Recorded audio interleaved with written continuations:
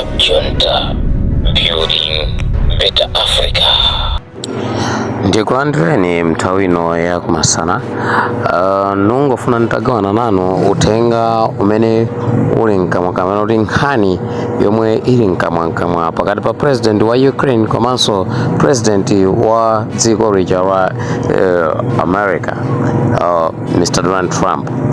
Pakali pano anthuwa akuvutana kapena kuti akukokana mashati, chimene chavutitsa kwambiri nkhani sukuti America ili ndi maplani yofuna kuthetsa nkhondoyo ayi, koma America ikufuna ipeze benefits kuchokera ku Ukraine. Nkona president wa Ukraine akukanitsitsa kuti nkhondo pakati pa Ukraine ndi Russia ithe. Izi zikuchitika kamba kuti America maplani yake ndofuna kuonesesa ngati kuti akufuna kuthetsa nkhondo, koma kwinako pali upando kapena kuti kutseri kwakeko kuli kampeni kachibisira kamene izakhale ngati benefits kwa America pamene azizatenga golidi kapena kuti miyala yofunikira kwambiri mu dziko iyo ya Ukraine, ndi dzina loti pachatu ife tinakuthandizirani kuti nkhondo ithe pakati pa inu ndi Russia. Koma izi zikumpangisa kuti president wa Ukraine akanitsitse kuti ndi kwabwino nkhondo ipitirire than kuti United States of America izipezapo benefits kuchokera ku dziko ya Ukraine.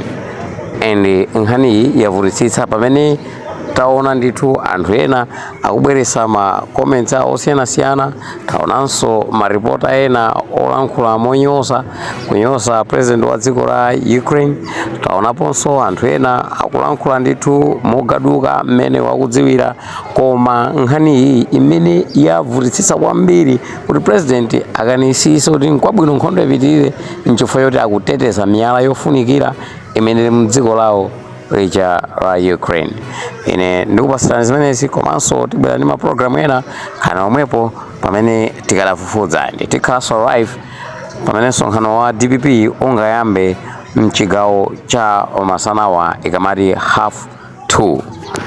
Don't feel now, but you will feel it in the future. God bless. You don't know that. God bless. God bless. You will not have war. Don't tell us what we're going to feel.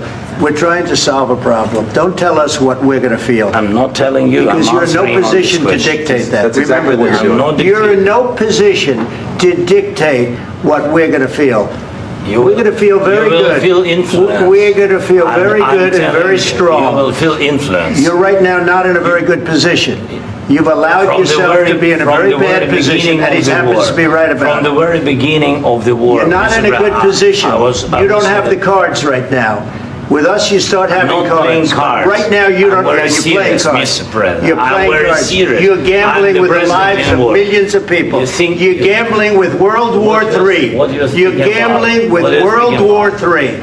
And what you're doing is very disrespectful to the country, this country, that's backed you far more than a lot of people said they should have. Have you said thank you once this entire meeting? Times. No, in this entire meeting, have you said thank you? Today. You went to Pennsylvania and campaigned for the opposition in October. Offer some words of appreciation for the United States of America and the president who's trying to save your country.